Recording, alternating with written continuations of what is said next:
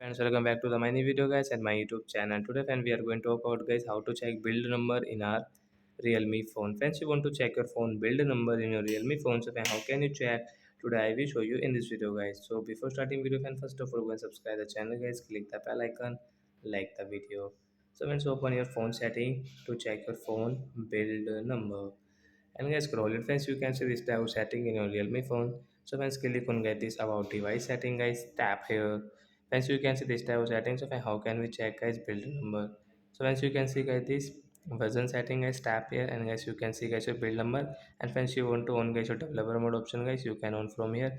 You will have to tap guys a 3 and 4 time continue, then guys you can on your developer mode option from here guys. So like that guys, you can check your phone build number. So that's it guys. Thanks for watching the video guys. We will meet on next video guys with new topic. Before going guys, please go and like the video, subscribe the channel. Bye bye friends. Thanks for watching the video guys.